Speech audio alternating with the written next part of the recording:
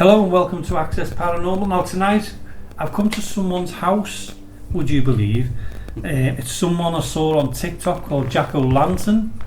So I can't believe I've actually met up with you now, Jack. So welcome to the show. Mine, yeah. And I couldn't believe it because I just didn't like anybody else. You nip it onto TikTok and I was on TikTok and I come across you. It was amazing. To be honest with you, I started watching one of them and then I ended up flicking across to your and seeing where else I've done. John, see what else you've done. Yeah. And I ended up addicted to it. Yeah. So tell us all about how it started off, Jack. Brilliant, That's okay. So the good thing I suppose about you seeing it as well is they're all fairly local, mostly, aren't they? Whilst I've done up and down Britain, there's a lot locally around here because it's accessible. But yeah, so it originally started through Instagram. I would visit old graveyards, cemeteries, haunted spots and take photographs, and I was searching for other accounts in which they'd write the good solid like classical ghost stories, you know, bit Victorian, bit gothic. That's kind of always the vibe that I go for because I think they're the most atmospheric, and of course that's where ghost stories really boomed, as in the Victorian period. So I like that aesthetic, so I would write them on Instagram, upload the photo, and it become a bit of a hobby. And then I thought, well, actually I want to make videos, I want to be in them and actually go to the locations and shoot them all as well. So it went from there, and then slowly over time, as you start to, you know, gain a bit of momentum, places will reach out to you. And we've gone to some of the spookiest spots, and there's still so many more to do as well. But absolutely love doing it. Encountered some bizarre things myself over time, which is on the page as well. I've always showcased on it. And I've had, some haunting experiences there, and it just gives you motivation to keep going. Well, it does, yeah. I mean, I'm in the same position as you. I've been out and about with places, and you do see some unusual stuff when you're out there. And I've noticed on was it you were in Rainford? You went to see the vampire's grave. Yes. Yeah, that's the one that caught me eye. Because Rainford. Yeah. So yeah, you've got that one there. Yeah. And then there was another one, and off my head I can't remember it, but you were actually filming and something happened in front of you, and you automatically went to it. Was it a ghost or something appeared, or something appeared? I've had a few weird things where it's. You might be referring to the one in the graveyard where that was actually an old scam in one of the oldest churches down there. Was it a lady in like a dressing gown? Yes. Yeah, so I seen her and I presumed it was just a woman stood in a dressing gown, but of course that was unsettling because it was about, even though it was the summer, you know, it was about 9:30, 10:15 at night. And I was filming around there to tell about a ghost story that's connected to this one particular grave. And it's meant to be these green stones. The legend always was from back when I was a kid, I was told that if these stones are removed and placed under your pillow, you have these awful nightmares and she haunts the children who take the stones. That was like always the legend. So I was there to tell that. And then I noticed this older woman that stood out to my partner coming in. That's okay. Yeah. Hello. Hi. We're just in the middle of recording, so if you want to join in, you're more than welcome to.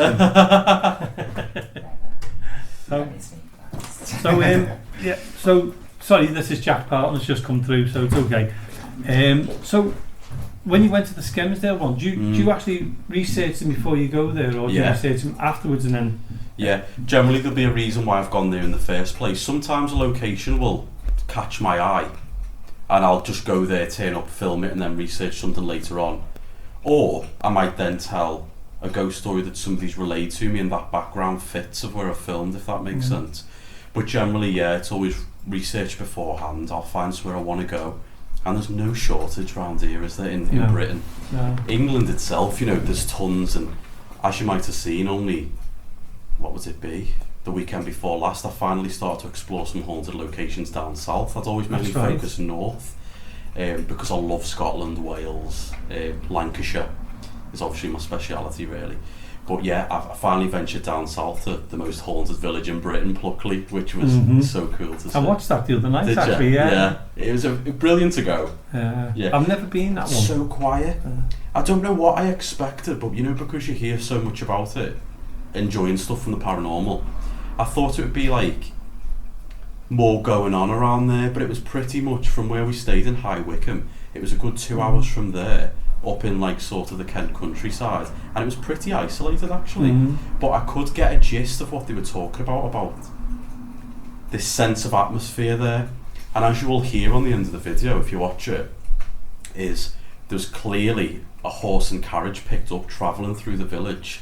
And this is 10 o'clock at night, because it finally got dark and we're in the summer. We heard it on the far side of the graveyard, like trundling along. It stopped, then appeared on the other side, and I caught it like clear as anything on all the audio. And you can hear like what sounds like men shouting to each other as well. And it was that convincing. I've said on the video it could have well been an actual horse and carriage, you know, it could have been. I just couldn't see them because of the height of the cemetery wall. But the weird thing about that was it was 10 o'clock at night, it was dark, and the most commonly seen ghost there is a horse and carriage. So I'm not saying it was a ghost, but it was weird. Yeah. Yeah. And the funny thing is with that is you straight away you're debunking it, even though it's 10 o'clock at night. You've got to try and think logically. Yeah. I think that's the natural thing to do, is think, let's go and have a quick look. It could be somebody, could be training or anything like that. Yeah, absolutely. And because the nature of TikTok, with it reaching people who don't follow you or aren't interested in the paranormal, just because it reaches like a radius of people, doesn't it? You'll always get that, people saying, oh, that's absolutely not a ghost, or that's fake, or that's this. And I think half the time, unless I'm absolutely convinced that, you know, it's something supernatural, I never say it was a ghost. You know, like that lady in the cemetery, like I thought it was a woman, but you know, a little bit abnormal being in a dressing gown stood in still. Absolutely, but I didn't say it was a ghost. But it's more so the cases of when I've picked up, like one of my first videos actually to ever really take off is local to me and you, is Crank Caverns, you know. Yeah. Whereas when I filmed the narration to that video, and I was quite in the early days of the page then, and I played it back, it was eerily quiet, there was no wind, I could hear the drips of the cave behind me, it was that quiet, and it was just me and him, he was shooting me, my partner, absolute silence. Played it back as soon as I got to the house to make the video, and clear as day was a child crying on the video that simply was not there at the time. So they're ones where I can say, well, it's paranormal because it's abnormal. That there was no crying child, it was only me and him in the woods in this cave. So it's ones where you play it back like that and you think, I know that was real. Yeah, that I've always said that though, is it's difficult to prove. Of course it is. Or you know it's true because you've experienced it. But viewers have to take your word sometimes. Exactly. Yeah. And like you said then, that happens quite a lot though. Because you're concentrating on your record and your stories now, you don't pick up what's behind you. No, you don't. We've done that many times when we've recorded. Well, didn't hear that at the time. And we've done Crank Caverns, and that's one of the creepiest places. Oh, it's so eerie. And nowadays, like, a lot of it's been backfilled because people were getting in.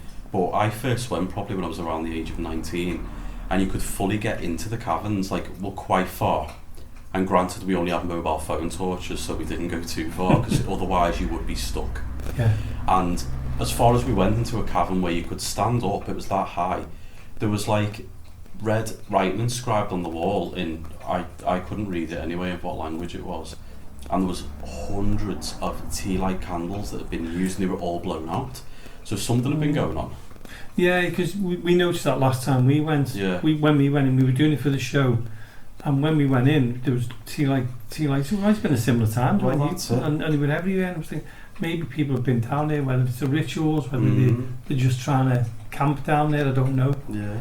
It is one of them eerie places, and you've heard all the stories about goblins. Well, it's full of legends, isn't it? Yeah. And that's originally why I went, because there's stories of a woman hung from the trees for witchcraft, and there's of course like these sort of dwarf goblin-y type people, isn't there, that were lurked there, and the boys that went years ago didn't all make it out, and then there's obviously other haunting legends there of people doing rituals. So for somewhere so local, once you know where it is, it's a pretty cool place to go and find, isn't it?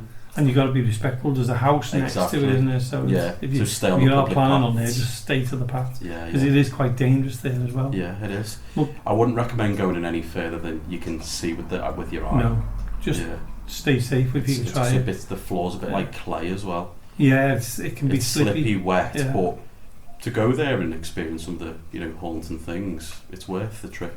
Well, when we went last time, if people want to listen back to it, it's on YouTube. If you want to go, when we were there, we actually heard footsteps. Did you? You could hear them. I could believe it. We shone the torches, but there was no one there. No. Because we thought, there's someone messing around, because they were like, you could hear them running. When we put the torch on, loads of rats, but there was like, when we shone the torch, there was no one around. Wow. It wasn't like midnight, 1 o'clock in the morning when we were there. See, I've never been there that late. I've been there towards the end of the day on like rainy Sundays because I purposely planned it when I don't think people are going to be around to shoot it. But no, I've not been in the dark. Yeah, it's very creepy in the dark. I bet it is. Well, we went with a friend of mine, James. Yeah. He knows like the back of his hand, so it was like having a guide with us, so we were okay then. Yeah. But yeah, Crank Cap was fantastic. It's a belter. And as you know as well, there's loads of legends around the Merseyside, St Helens, and even Wigan's got them as well. Absolutely. Like, part of my initial start off of telling ghost stories really was from the Haunted Liverpool books by Tom Slemon, yeah. Absolutely, always loved them. And I liked the way he told them as well. I felt like they were quite relatable because I knew the locations. And the way, like, growing up, my dad and my nan and people like that would tell me their ghost stories in their sort of Scouse way, if you know what I mean. The books are told in that relatable way for me.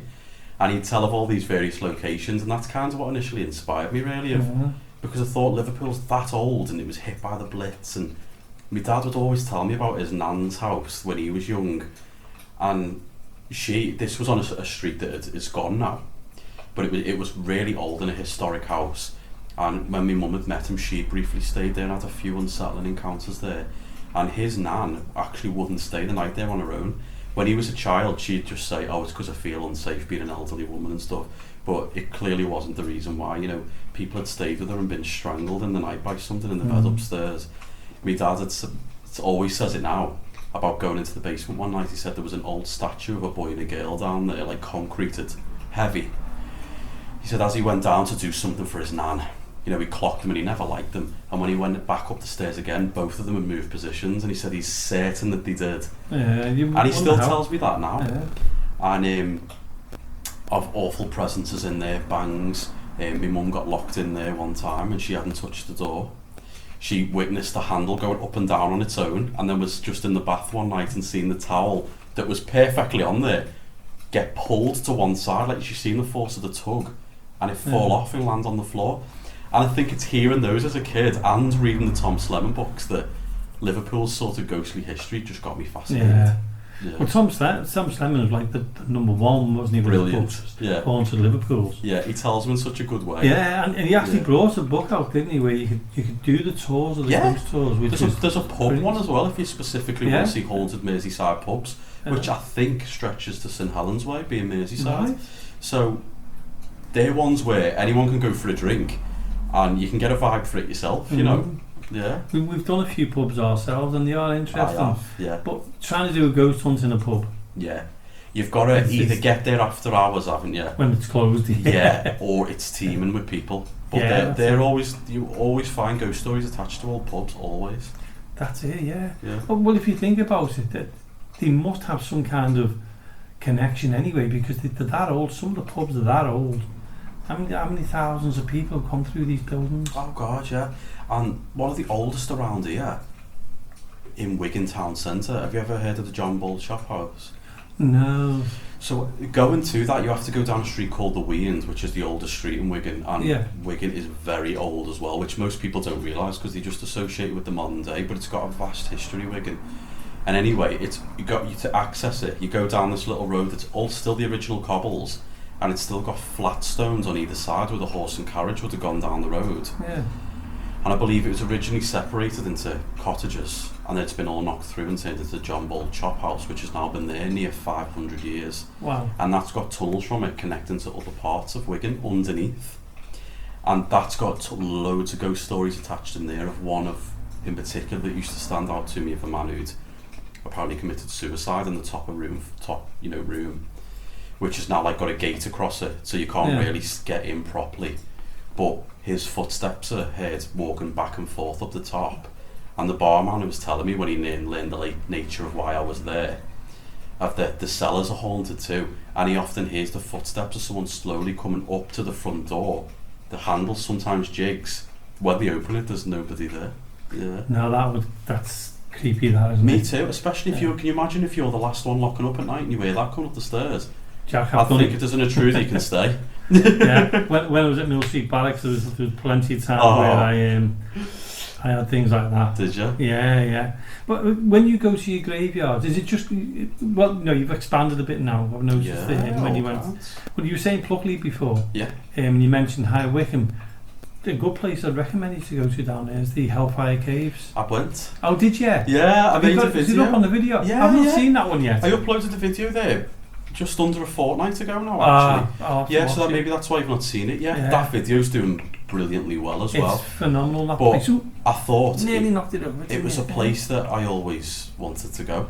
Was Hellfire Caves. Fantastic. And as much as people, bash most haunted these days, and often the time rightly so, but I used to love the bit where Yvette would just walk through and tell the stories. I didn't like the investigation so much. Similar to what you're I liked the history, and the tales. I loved those bits of Most Haunted. And I remember watching it on there, it must have been 2004, 2005. So I was young then, I'm only 30 now. And it always stuck with me as a location I wanted to go to. So I finally did it. And that's another good location for people who are wanting to go to a haunted spot in which the staff are very keen to tell you about it as well. Because I'll find a lot of old halls and mansions and places I do around here, Speak Hall, Turton Tower in Bolton, Astley Hall in Chorley, some good haunted places. A lot of the time, the people who work there, they're not interested in the ghosts. They want to just tell you history, which is fine, but I'm there for the ghosts. But in Hellfire Caves, they would tell you all kinds. They were brilliant. And did you go to the graveyard at the top? I did, at the top of the hill. Yeah. You wouldn't think that was there, because you've got the caves and then the graveyard. Not at all. And the church at the top of there as well. They say where the inner temple is, where apparently the Hellfire Club would, do Satanism and devil worship down there. So they say. The main chapel where that was, where there's a big statue of the goddess Venus in there as well, that's directly under the chapel of the church. Oh, so the idea was to represent heaven and hell, and that's why it was created. Yeah. But no, that's. I'm glad you went there. It's a funny story. When I went, it was with a friend of mine called Hazel, and her mum and dad lived down that way, and we were sitting outside. We were having a cup of tea. And it was at the time when they were trying to get Arafat. Was it Arafat who they went for? I can't remember which one it was now. Sure. And they were actually, because the caves look similar to... Are you brushing against the recorder, are you, mate? The cats are loving the recorder. Just for the listeners, we have got a cat who's wandering around and enjoying herself. So if you hear any brushing noises, it's not a ghost, it's a cat.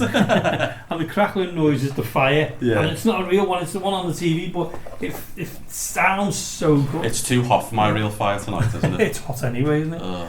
But when we were down there, I can't remember, was it Arafat or... I can't think of his name now. Oh, it was over in that area, and they managed to catch him and kill him. But we were sitting there, and this fella comes out with the whole outfit on, and you would literally think it was this fella. Oh wow! And we both looked, and I said, anyway, me being cheeky, I said to him, I said, "Can I ask what's going on?" And he said, "Yeah, we're filming the documentary about what happened." And obviously the Hellfire Cave was perfect for what they were filming. Amazing. So we'd gone in there, done all our stuff, and then they were going in after us to film. So they waited for us to come up so they could go in and do all the TV film. That's brilliant. So that's Hellfire Caves. Hellfire Caves are fantastic. That's another one I'd recommend to anyone listening if they want to see a location that's unique as well. It's not really like it, is there? It's long as well. It is. I feel like you're walking forever. Yeah. But Wiltshire, have you been anywhere in Wiltshire yet? Or? No, I don't think I've been up that end. When I did down south recently, it was Wickham, Kent, and then I did over the Cotswolds. Oh yeah. So I did do over there, Castlecombe. I shot that. That was on, unfortunately, a really hot, warm day, which isn't at all the aesthetic that I want for the videos. But the weather is what it is, and it's too far to be picky. But that had some pretty cool legends of the woods surrounding it as well. But there's loads of locations back there where I'll go back to. The list is endless, for haunted places, this country's just got tons of them. Oh, you can go on forever. Oh, you can literally go on forever. Which is the fantastic thing about the page. There's always going to be somewhere new that I can take the viewers, to... I recommend Avery Stones. Yeah. I recommend Stonehenge, and I recommend Woodhenge. I'm lucky because my family live in Wiltshire. Right. So when we go down there, we're lucky that we can get to these things. Locations. Yeah. So we will be going back and doing some stuff down there as well. But when you go out, do you plan where you're going before you go? Do you think, right, I'm going to go and do, let's just mention like Mill Street Barracks. Do you plan that ahead, or have you ever gone out in your car and gone, let's do there? Do you have your equipment with you and go, I'll go do that? Usually it's a planned journey on the weekend, so I'm always searching for new paranormal places to go and shoot on the weekend. And equally I'll fit it around work, because I'm pretty full time as a funeral director as well, and sometimes I'll have an on-call once a month, so I don't really get the weekend, so I fit it in as and when I can. So to be able to fit it in, I need to pre kind of know where I want to go. So normally I'll do it. That's through research and through ghost books I've built up over the years, or internet research of like local haunted places. And if I've got a bit of the time on the weekend, as I say, I'll go and do the drives to these haunted spots now as well. Do you know what? A brilliant one I found recently that was through research on a Saturday morning, where I'm planning where I wanted to go that day, was, I briefly mentioned before, of Turton Tower. So I think it's classed as Blackburn with Darwin. It was about 50 minutes from here. Really scenic drive, like it was lovely, like towards Bolton ways. And it was a tower that had been there since the 1420s, and then they built on big grand sort of hall onto it. So you had like periods in the house from Georgian, Stuart, Victorian, medieval, obviously from the tower. Different eras. You could see everything. And the women there were very keen to tell me some ghostly business as well. So I asked one in there in particular, she was like, oh, what's brought you today? You know, are you here for the history? Are you just having a wander in the gardens? I said, or are you here for ghosts? Because she said that, of course I said, I'm here for the ghosts. I said, have you experienced anything here? And she said, I haven't personally, but my colleague has. So she went on to tell me about this story, and before she told me this, by the way, the library that we first went into, it's all like oak panelled, very quaint. There was a big suit of armour in the corner, so it had, out of everywhere in that big grand place, it had the biggest atmosphere in there for me. And anyway, this is the room where this paranormal experience happened. So she said the volunteers there get like a weekly rota, so they know who they're going to be working with. So she gets in to open this library about 8:30 in the morning, and it backs onto the gardens there. So she said the sun was shining through the window, and in the window is a man stood there with his hands sort of, behind his back, looking out into the gardens. She said he was like in 17th century sort of clothing, a red like jacket, black pants with these high quite boots, as if like horse riding boots, and he was paying no attention to her, but she thought he was that realistic that somebody had come in costume for the day. And as she was about to open her mouth and say, who are you and how have you managed to get in before me, given that the doors were locked, she said as the sun moved between the clouds, he dissipated with the sun rays. So it was almost as if the rays of the sun were making him visible to her. And she said she gradually watched him fizzle out as the clouds moved across, and he was gone. That's... Yeah. I wonder how she felt. Did you She said she'd never forgot it, and but didn't feel scared to go back in that room. It was kind of proof, finally, that all the ghost stories she'd heard over years, and that's years of not experienced anything till that one day, which brings me to a solid point, really. If you know when you're saying about a location being particularly haunted, and people say, well, I went there and I experienced nothing. Well, probably, because... It doesn't happen. Exactly. And things can go on in a location, and the ghost stories tend to be from people who have either worked there for years, or maybe, staying the night and they've got lucky or unlucky, however you want to view it. But ghost activity doesn't happen 24/7. Otherwise, everybody would be piling in there. It's like something builds it up every so often, and they do something, and luckily if you're able to catch it. Well, I think sometimes, and people say, oh, it doesn't happen, but it probably happens when you're not there. Well, that's it. And because people it's don't not realise manned every day. It's like because we're there, they're not going to say, oh yeah, I've got a guest, I'll exactly. It could be that he does that quite often, but because you're not there, you don't see it. Yeah. And sometimes, you're distracted anyway, so, there could be a spirit standing here and we're distracted and we don't see it. You're totally spot on. Somebody was asking me recently, that question that you probably get told as well, like why are the ghost stories from the Victorian period, or why are they always historic, and I said to somebody recently, you could be going to a place where a death happened imminently, you know, or it was not too long ago, and you might never know that person was a ghost because they've walked past you in normal attire, you know, of what you'd expect to see somebody in, but they passed away. And unless it's a room where you know they couldn't get out of, you probably never think twice. It's true, because I mean, how many times you drove past somebody and it could have been a ghost. It could be as solid as me and yourself. Absolutely. And people say to me, they've said to me about that, how come you don't get ghosts from this time and this time and this time? And my logic is, and I don't know whether you agree, is I think it's like in life itself, we go through periods of your life changes, your mum and dad pass on, and we move on. So it's a generation after generation after generation. And if we all stayed here, the world would be packed. Of course it would. So I think because it happens here, I think it happens on the other planes as well. I think when we cross over, we will meet our parents again, we will meet our family again and things like that. But gradually they'll move on to another plane and we'll move into that plane. And I think that happens. I mean, it's only assumptions. None of us know exactly. That's all we can do, isn't it? I mean, I believe there's life after death. I do believe that. Otherwise, why are we here? Why are we learning all this? Why are we... You understand what I mean there? Yeah. And I honestly believe that it's like ghost-like generations. Why don't we get cavemen? You know, because they've moved on. I think they've moved on after the period, and we've moved. You know, and that's what I think happens is the spirits move on and we move on, and it's like a conveyor belt. If that's and that's an awful way of putting it, but that's how I think things. And they often think, don't they, and associate ghosts with kind of staying around with unfinished business, or you know, suicides, murders, you know, all these various deaths that are traumatic in some kind of way.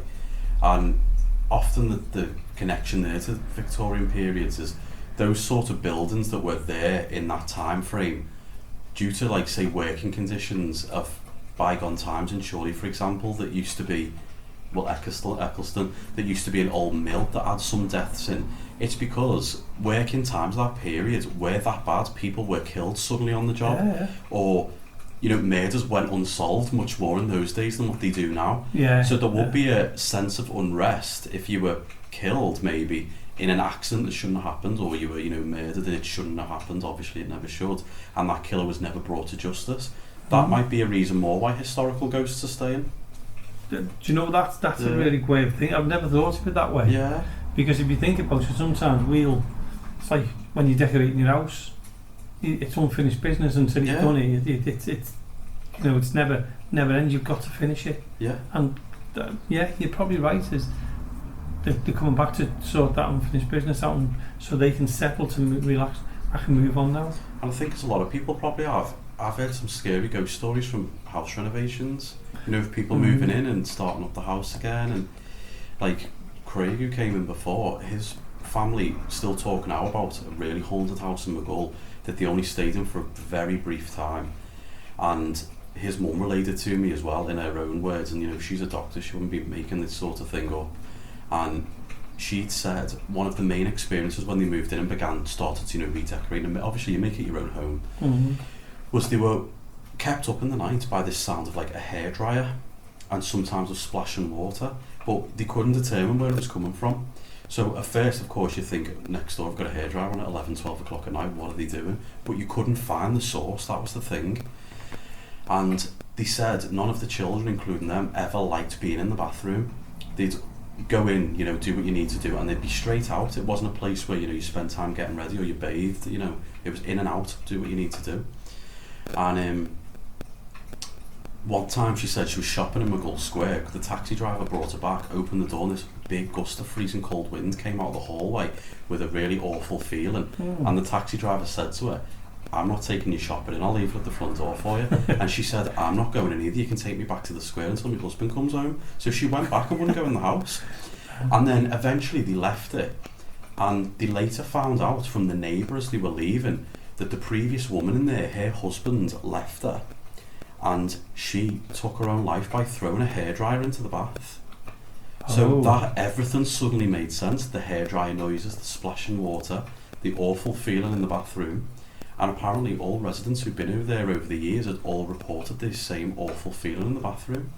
And that was one of them that I heard, and you know, because I heard it first hand, Oh, give me chills down my back. It's funny because the house we live in at the moment, when we first moved in, we had to have it replastered right through, and we had to have electrics fitted and everything else, and because it was like back in the old times, there was no gas, which was strange. We had to have gas fitted into the house, and when we were getting it all done up, I mean, it looked like a bomber did it.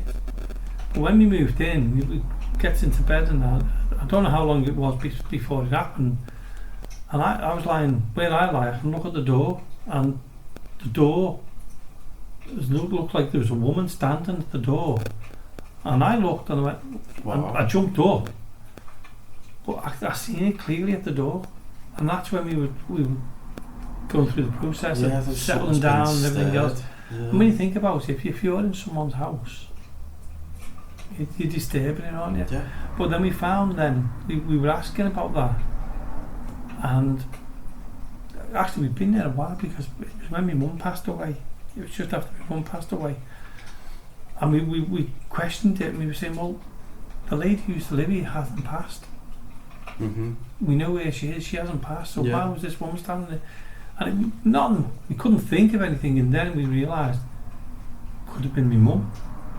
As my mum comes to visit, and I was looking, and it was just one of them strange things. So yeah, you're right, things happen when things are getting disturbed, and when you're moving things, or when you're renovating things, and I think that's when you get the visitations. I think things change, that they come back to say everything will be fine. Yeah, there's a message sort of to be told, isn't there, or there's a reason why they're visiting, but perhaps sometimes for whatever reason they can't communicate what they need to, and that must be the case, otherwise we would see spirits every day, especially when we're grieving, working in funeral care. I know countless families who would give anything to just have a sentence off the loved one, and it doesn't happen, does it? No. So you're thinking there must be a reason why certain ghosts in the afterlife are choosing to haunt a place or make contact, but relatives to somebody who's passed away that could bring a bit of comfort, for whatever reason don't. And it's always, I have heard many cases where they have, for whatever reason, like my own mother, for example, she said when her dad passed away, her and my auntie, who was her brother's wife, got back to the house, all the clocks had stopped at the time her dad had passed away, and as they were sat just conversing in the kitchen, she said it went icily cold, and they seen the shadow of her dad go across the wall. And my mum said she think because when he passed away he lost loads of weight and was in obviously a bad way, and she said she felt like his really bony hand touch her shoulder, and she said in that moment her and my auntie didn't say a word to each other, they just stared at each other not speaking, and then later on when the atmosphere lifted in the room and whatever, if he had passed on to wherever he's gone, they then said and began to talk about it. She said but at the time it was like a strange crackling atmosphere when neither spoke, and it's just funny, isn't it? I think I watch a lot of YouTube, and I don't know if you've seen it when they're in the hospital. Sadly, they're on the end of life, and they say that the person who's passing away sees a member of family coming towards them. I've heard that a lot, of people's loved ones who, as you say, they're on end of life, soon to pass away. And in fact, actually, my hairdresser, he told me it happened to his own dad. Yeah. So he said as he was on, his bed ready to pass away at home, he suddenly sat up, which he hadn't had the energy to do, and began talking to his wife in the corner of the room. And my hairdresser, she's a chap called Chris, he said he was in the kitchen but could see the layout of the room because it was a bungalow. And he just kind of watched from the kitchen, and he was talking to someone in the corner of the room, addressing the person as his wife, then reached out to her and then fell back on the bed and passed away. And regardless of whether he's seen her or she came back to help him move on, or it was your brain's final thing of making that final image, either way it's equally impressive, because to have that final comfort when you're about to go is amazing, regardless of what's causing it. But because that many people are having a similar experience, because obviously I work in death a lot, I'm more inclined to believe it probably is something a bit more paranormal. Well, I'm like that. I believe that there's something that whoever's over there, they can visit you now. I believe that people can visit you now, although you may not be able to see them, they're with you. So I think when you're on your last kind of end of life thing, I think they come back to say, you're okay, you can cross. Yeah. There was a thing, I know I'm referring back to YouTube again, is there was a fella on the other night and I was watching. It's amazing what you can get on there. Yeah. And he was saying about someone he met. He was with them, they were passing away. And he said he actually went, oh, so-and-so's just come into the room and that. And as he was talking, he said he actually saw the light go towards the person. Wow, that's really good. And then he said he's seen not just one light go away, but two lights go away. And the person on the bed had passed. So it was like somebody come to take them. And that gives us all comfort. We all want to know that, you know, so that there's a nice way of going. Absolutely. It's a good thing to be able to think that there's more to it, isn't it? And that, you know, someone who you spent your whole life with isn't just gone. And talking before from the, you know, the Tom Slemon books, and that gave me the interest in sort of the Liverpool ways. I predominantly now work in Southport, which is a very Victorian town. You know, of course it has history before that, but a lot of the town still is Victorian in terms of even lamps in the streets. You know, it's kept that atmosphere. And my childhood home was there, and for whatever reason it was, as we were just talking on the subject then, that person who passed away chose not to leave, and that was my first ever experience of a haunted house, if you will, first hand. And I left there at the age of 7, but I still vividly remember loads from it. Like, you know, I don't know how, you know, these days my mum and dad got a property that was of that size, because they've never had money, you know, they must have just felt lucky. But it was, my bedroom's at the end of this long corridor, where it felt long anyway, being little. The bedroom's always freezing cold, terrible atmosphere in there. And one of a couple of the standout experiences I have from that house that's still with me now, were at one time, and I've told this in the Liverpool Echo when I got interviewed for that, because it was that unusual, was me and my sisters were sat on my bed, we were reading at the time, or messing about as you do as kids, we were only little, and there was like an old vent on the side of the wall that led up to a chimney that's common in Victorian houses, you know, to allow the older airflow through. And we all heard a bird stuck behind it, frantically flapping and squawking. So we went down to my dad downstairs and said, oh, there's a bird trapped behind it, you're going to have to let it out. So my dad unscrews it, pulls it back, and it's completely covered in thick cobwebs and dust. And behind it, he pulled out the skeleton of a bird that had a few feathers left. Yeah. And it was a skeleton. I remember as a kid he saying, oh, look away, and obviously I didn't out of curiosity. And there were that many dust and cobwebs. No bird could have been behind there disturbing it, because it had clearly been untouched in years. And he pulled out the skeleton, put it in a carry bag, and that was that. And I remember thinking and looking at my sisters and thinking, we just heard that. And all three of us did. And it was that particular room that really unusual things used to happen in. Like another time, hundreds of blue bottle flowers all over my bedroom window, the next day gone. And another time hearing voices whispering while I was in bed. When I'd ask my dad to come into the room, they would stop. And then I think it was that same night, I'd finally drifted off. I woke up in the night having nightmares, which was this particular reoccurring one in that bedroom. And there was a shelf that I had my teddy bears on, and they were falling off one by one, and I was watching them falling off. And it was crazy. And you tell the stories to your mum and dad while you're little, don't you? And you try to brush it off because you're little. Yeah. And then it was years later that my mum and older sister said they'd seen a full apparition in there 3 times. Wow. Yeah, the final third time was on the day we moved out, and the two of them seen it together. But my mum, as she tells it, was there was a set of stairs, a little landing, then another set. She was in the house on her own while we were all at my nan's for the night, and she was carrying up a finger washing. And she said as she got to the little landing bit, she went to go up the second set of stairs, and there was a figure crouched blocking her way. That was, she said the whole thing was a beigey colour. It wasn't complete. It was, she could almost see the stairs through it. Yeah. But it was covering its face. And she said it was hazy and blurred, so the details couldn't be made out. But she said she was looking at it more like a case of, what the hell is that, rather than scared. And she watched it for a few seconds, and she just gone. Just like that. And I still can't believe it now. She said she just carried on up with the washing and carried on. And then we had a morning room where we'd have our breakfast. And another time she opened the door to that, the same figure was in the corner, again covering its face, and then again vanished. So whatever it was that I was experiencing as a kid, I think it was that she's seen that was causing it. Yeah, but you never seen it. I did never see it myself. But as I say, on the final day we moved out, my mum and my older sister seen it fly past the back of the lounge into the hallway. And my mum said she didn't say anything, but my sister said it first. So she then said, yes, I did see something.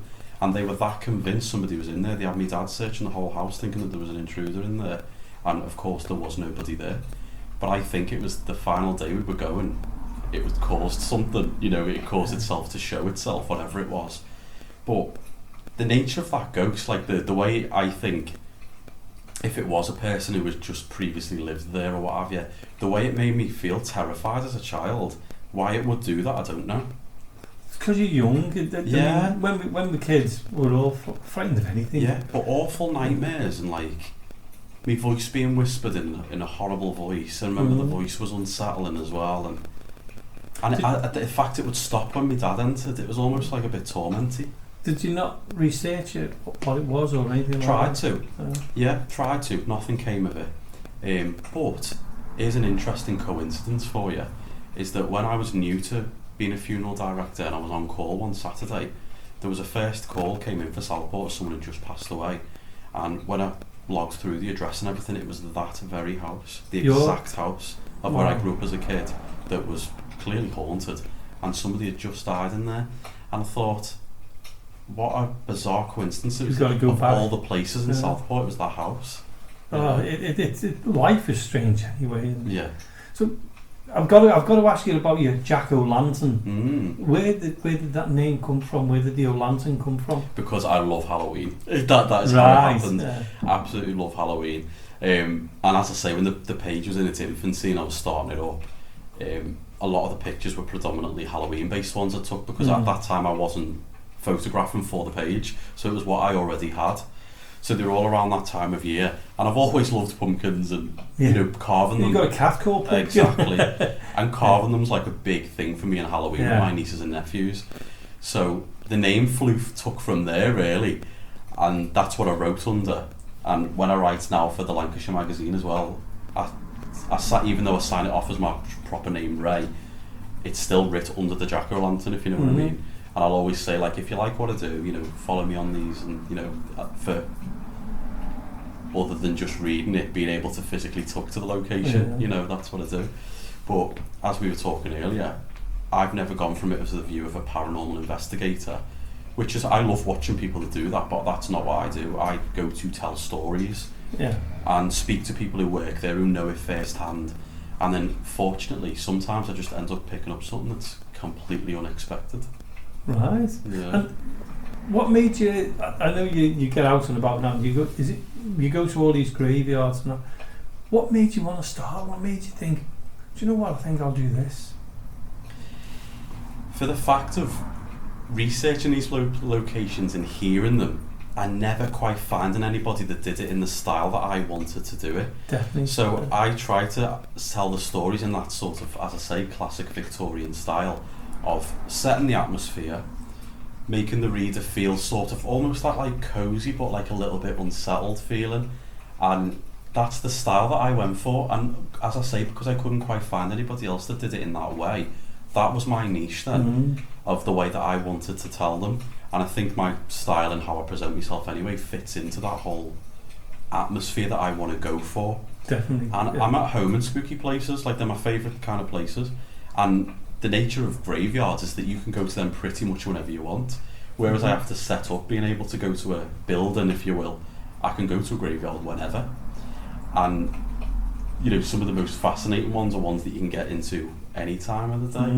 And kind of just like your partner, he goes with you. He does, yeah. And is your partner into it all as well, or is he do you just make him do the filming? He's been completely on board with me. It's not something that he ever would have done before he met me.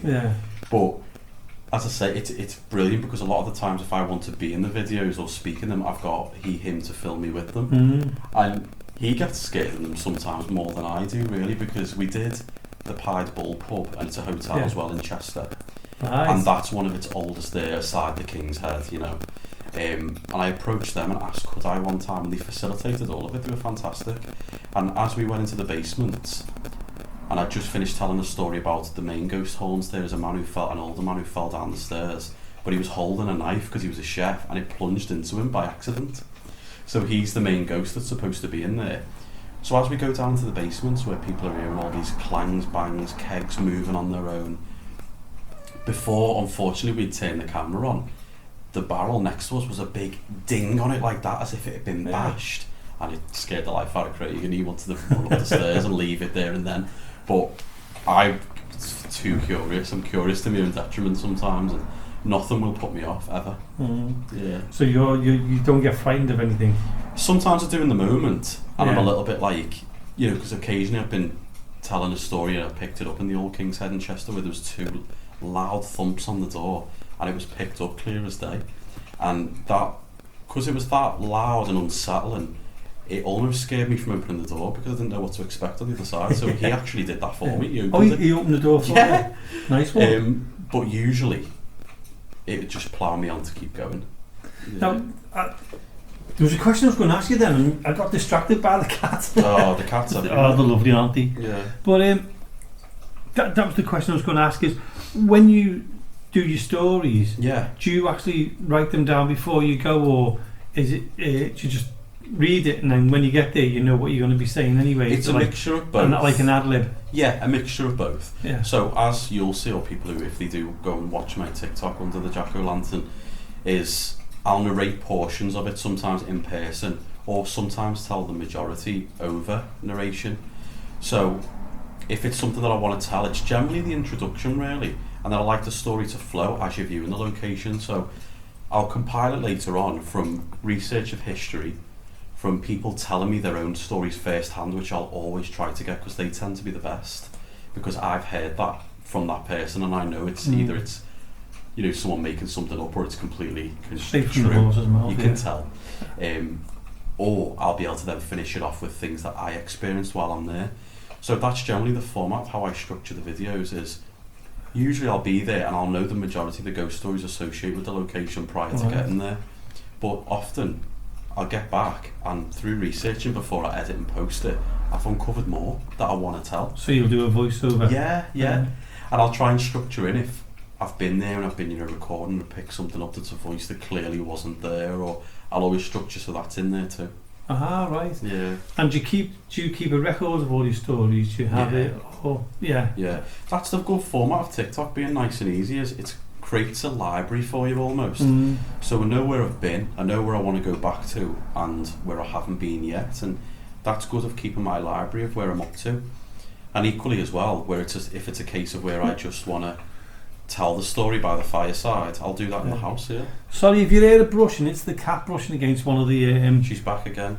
The recorders. It's nothing spooky. No. Now we're going to play one of your stories. I've asked you to play one, and of course you can. It just so the listeners themselves can hear what you like, because I found them amazing when I was listening to them. Because I flicked through a lot of them, and some of them I just go, it's the same thing again and again. And that's no disrespect to them, but when you see sometimes ghost hunts, they're all the same. Yes, I felt that. And when I was flicking through and I brought you on it, and thankfully you were in somewhere I recognised, and what's this? So I started watching it and I thought, this is brilliant. Yeah. I love it. So that's when, like I said earlier on, I went on to you, follow you straight away. Yeah, I'm glad you did, yeah. And then the more I was watching them, I was thinking, I'm going to have to contact him and ask him will he come on. Yeah. And that's how I ended up messaging me and saying, listen Jack, is there any chance I can talk to you? But it's hard, when you're asking someone to come on. Yeah. Because they don't know you, you're thinking, there's so many scammers out there, you're thinking, how do we explain who you are? That's it, yeah. Do you know what I mean? But I'm always open to speak to anybody about this sort of thing because, aside from my day job, which I love, this is my passion to do it. I love telling ghost stories, I love going to haunted places. And even if I don't experience anything for the evening, I just love seeing it and hearing the stories. The stories, folklore's enough for me even. It's just an interest. So it's good that you're able to sort of delve into my stories and enjoy them. Oh, definitely. And it's the first time I've ever met you, and it's been absolutely fantastic. Oh, good. You too, likewise. And you are an icon of a storyteller, because the way you're dressed, I won't describe your house because it's your house, but I feel like I'm on a film set. I do, yeah. Yeah, I feel like I'm thinking, wow. And even where you're sitting now, I feel like I'm on a film set with you. Yeah, it's that atmosphere, isn't it? That's what I wanted to go for. And to tell me tales from as well. You know, I wanted the viewers to feel like they were in the living room with the fire crackling, and I wanted them to feel that way. Jack, we're going to be playing one of your stories now, so people can listen to it. How can they get it? How can they find your information and watch your videos, and you're on YouTube as well? Yeah, so YouTube's still in its very infancy. I will dedicate more time to that, but predominantly they'll find me on TikTok. So right under the Jack O'Lantern, that's my posting name. If you're more of a reader than a listener, then Instagram's probably the best bet for you, because I post the stories under the photographs that I take, so they're written by me as well. And another thing, if you're a reader too, I write a monthly column in Lancashire magazine of specifically haunted Lancashire. So they're not written from the armchair either, they're written from me going there, again composing it all together, and I submit to the magazine with photographs of the day I was there as well, with usually me on them. So it's another case of, I actually start off the article by saying, I'll take you off the pages of Lancashire magazine to the location. So that's how I like to do it. So yeah, if anybody's interested in hearing the tales, that's where to find me. All I can say is, I highly recommend you go down there. Go and listen to him, he's absolutely phenomenal. Oh, thanks so much. And Jack, I've got to say, because it's coming to the end of the show, I'm saying the end of the show, it's coming to your story, one of your stories, and then it's the end of the show. Pick one that you like. Yeah, and so, Jack O'Lantern, yes, thank you so much for your time, thank you so much for your story. Thanks for having me. And I really appreciate it. And the cats, so, you've interrupted. You've joined in, And thank you so much for joining in, and for the listeners now, enjoy the story from Jack. Good evening. I wanted to tell you this fascinating ghost story from my hometown of Liverpool, and it involves the Queensway tunnel, which opened in 1934. Now, this story was told to me by my own grandmother and involves her brother. It took place in the 1950s. Him and his girlfriend at the time were travelling from Liverpool to Birkenhead via the tunnel. Upon entrance, they noticed a man at the side of the road. His motorcycle had clearly been involved in some kind of accident, and he was stood by its side rather distraught. So they stopped the car and asked him if he needed any help. Almost in tears he responded, "Yes please, I'm trying to get to Birkenhead to give my mother her rose for her birthday." And he showed them a red rose that was in his hand. So the man gets into the car and they're on the way, making light conversation. They notice as they get further and further into the tunnel, he becomes quieter and uses a smaller voice, which they thought was strange. Eventually, when they ask exactly where his mother's address, they were willing to give him a lift all the way there. There's no reply. Again, the question's asked and no response. Now, his girlfriend at the time claims she felt the car go freezing cold and almost felt as though the day got darker. Now, this is where things get really spooky. So, in absence of a reply from this stranger that got in the car, she turns around. There's nobody there. Terrified, she says to the driver, "The man's gone, he's not in the car." He's frantically looking in the rear-view mirror, thinking this poor fella's fell out the car somewhere. But there's been silence the whole journey. Surely you would have heard that. They're convinced he has anyway. But those tunnels are only one way, so you have to go all the way to the end. So, as they get out of the tunnel, back in those days there were always tunnel police about. So, they wave one over and alert him to the incident. But the police officer doesn't seem surprised or shocked at all, as you'd expect from someone potentially falling out of a car. What did he look like, he asked. So they tell him. Was he wearing a helmet with the old-fashioned visor? Yes, he was. Did he have a rose in his hand and claiming to be going to his mother's? Yeah, he did, they both said, thinking this was rather odd. That's no man you've picked up there, guys. That was a ghost. He went on to tell them both that that man is seen on the anniversary of his death every year in the tunnel. It looks as though even in death, he is still trying to make that final journey to his mother's house with the rose. So, Beware if you're travelling through the Queensway tunnel around this time of year, you might just pick up a driver that's already dead.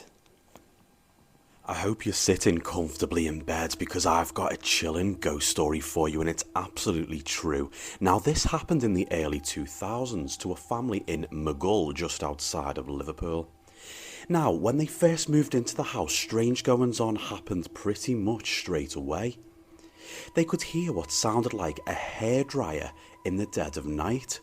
As the nights went on, it began to get louder and more disturbing, actually stopping them sleeping. The bizarre thing is that the trace of this hairdryer could not be found anywhere. As soon as you was approached somewhere in which it sounded loud, it would fizzle away. Now, none of the 5 children in the house liked being in the bathroom. They all said it felt scary. These phantom noises got stranger as time went on. They would be awakened in the night by what sounded like splashing water. Again, when the bathroom was checked, all was still, all the taps were off, and the noise would cease. One child in particular was affected by these strange bathroom noises, and he eventually reported to his mum and dad that he could hear wet footprints approaching his bedroom in the dead of night. They would stop right outside his bedroom door. That is until one night in October, round Halloween.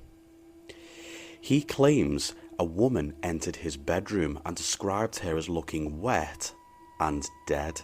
She went to the foot of his bed and began to pull off his quilt and started drying herself with it while staring at him and smiling.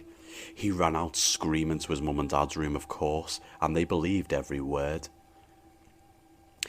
The disturbances in the house grew and grew until a really dark, sinister presence was felt, and eventually after just 8 months the family moved out. Now, on their moving out day, the elderly neighbour was peeping over the fence watching and said, "Why are you leaving so soon, can I just ask?" The mum of the household began to converse with her, and she soon went on to say that no family had ever stayed longer than a couple of months. "The house is haunted, you know." Now this got her attention. "What do you mean?" She went on to say that a couple in the early 1970s resided at the property. The husband was having an affair on his wife and then left her in the house on her own. So, one night she ran a bath and threw in a hairdryer, taking her own life. Now, all of the paranormal activity began to make sense. It was all associated with this bizarre yet sinister death. Strangely, that house still stands to this day. I went to see it recently and there was a "to let" sign outside, so looks like it still can't hold a resident. With that in mind, good night, sleep tight.